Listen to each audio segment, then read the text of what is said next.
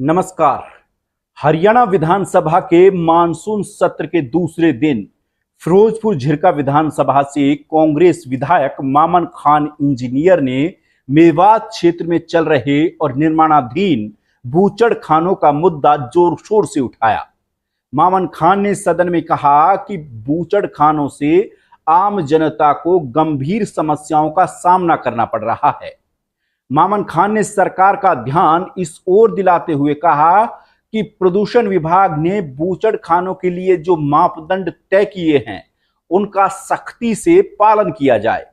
यदि कोई भी बूचड़ खाना इन मापदंडों को पूरा नहीं करता है तो उसके लाइसेंस तुरंत रद्द किए जाएं और दोषियों के खिलाफ कड़ी से कड़ी कार्रवाई की जाए। सदन में विधायक ने यह भी स्पष्ट किया कि मेवात क्षेत्र में नए बूचड़ खानों की अनुमति किसी भी परिस्थिति में नहीं दी जानी चाहिए। उन्होंने कहा कि बूचड़ खानों से उठने वाली बदबू और उनसे फैलने वाली बीमारियों ने स्थानीय लोगों का जीना दूभर कर रखा है। ऐसे हालात में मेवात वासी अब और परेशानी सहन नहीं करेंगे। यानी कि अभी जो मेवात क्षेत्र है वहां सिर्फ 7 बूचड़ खाने चल रहे हैं और 21 बूचड़ खानों की एनओसी और दे दी गई है। यानी कि विधायक का साफ तौर पर कहना है कि जो अभी वर्तमान में बूचड़ खाने चल रहे हैं उन्हीं ने हालातों को बिगाड़ दिया है। आगे और बूचड़ खाने चलेंगे तो उनसे हालात बहुत भयावह हो जाएंगे। मामन ने कहा कि 21 नए बूचड़ खानों की एनओसी पाइपलाइन में है, उन्हें नहीं दिया जाना चाहिए। मैं ये कहता हूँ, आपके माध्यम से मंत्री से पूछना चाहता हूँ कि ऐसा क्या हो गया, ऐसी क्या इंडस्ट्रीज होगी, सारों को मेवात में ही लेके आ रहे हो। मैं ये कहता हूँ कि मैं यदि इस हाउस में गलत बात रख रहा हूँ तो कोई भी साथी वहां एक बार घर बना के रह ले मेवात में, तो आप लोगों को सर पता चल जाएगी मेवात वासियों का जीना दुर्लभ हुआ पड़ा है। सर 8-8 किलोमीटर तक हम खा नहीं सकते, सो नहीं सकते, बैठ नहीं सकते, इतनी मक्खियां, इतनी मच्छर आते हैं कि सर जीना दुर्लभ हुआ पड़ा है पूरे मेवात वासियों को। और मेवात का सबसे ज्वलनशील मुद्दा बना हुआ है। इसके जवाब में मंत्री राव नरबीर सिंह खड़े हुए और उन्होंने कहा कि ये भी एक उद्योग है और मेवात इलाके में इसे लगाने की डिमांड आती रही है, इस वजह से वहां एनओसी दी जा रही हैं। कि तकरीबन हमारे इस 2014 के बाद 28 लाइसेंस एनओसी दिए गए, उनमें से 7 चल रहे हैं और बाकी की प्रक्रिया जारी है। लेकिन ये भी एक उद्योग है और जो जहां मांग करता है यदि वो क्राइटेरिया पूरा करता है अध्यक्ष महोदय, तो उसको परमिशन देनी सरकार का दायित्व है। बता दें कि बूचड़ खानों का मामला आजकल मेवात में चर्चा का विषय बना हुआ है।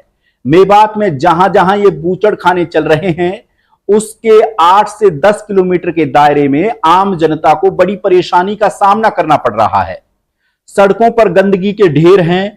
बूचड़ खानों से निकलने वाला धुआं दूर दूर तक प्रदूषण फैला रहा है। बूचड़ खाने से निकलने वाला पानी वाटर लेवल को खराब कर रहा है। लेकिन मंत्री साहब को यह विकास दिख रहा है। असलियत में कहा जाए तो बूचड़ खानों से मेवात में विकास नहीं बल्कि विनाश हो रहा है। यही वजह है कि मेवात की आवाम इन बूचड़ खानों के खिलाफ उठ खड़ी हुई है और लगातार इनका विरोध कर रही है। यहां के लोग जो विरोध कर रहे हैं उन्होंने जो हरियाणा के 12 सांसद हैं उनसे मिले भी हैं, उनको ज्ञापन भी सौंपा है और इन बूचड़ खानों को बंद करने की मांग की है। लेकिन वर्तमान में जिस तरह का सरकार का रुख दिखाई दे रहा है उससे साफ है कि सरकार को जनता की कोई परवाह नहीं है और वो इन बूचड़ खानों पर अभी लगाम लगाने वाली भी नहीं है। क्योंकि जिस तरह के हालात मेवात में बन रहे हैं, जिस तरह का जन समर्थन इनके खिलाफ दिखाई दे रहा है, सरकार उस पर ध्यान नहीं दे रही है बल्कि और उल्टा बूचड़ खानों को सपोर्ट कर रही है और आए दिन एक दिन में 6-6 एनओसी पास हो रही हैं और बूचड़ खानों के लिए जमीनें अलॉट की जा रही हैं। लेकिन इतना जरूर है, अगर यही हालात रहे और नए बूचड़ खाने खुले तो निश्चित रूप से मेवात बहुत बड़ी गंभीर बीमारियों से जूझेगा जो सरकार के लिए ही नासूर बन जाएगा। फिलहाल के लिए इस वीडियो में इतना ही। नमस्कार।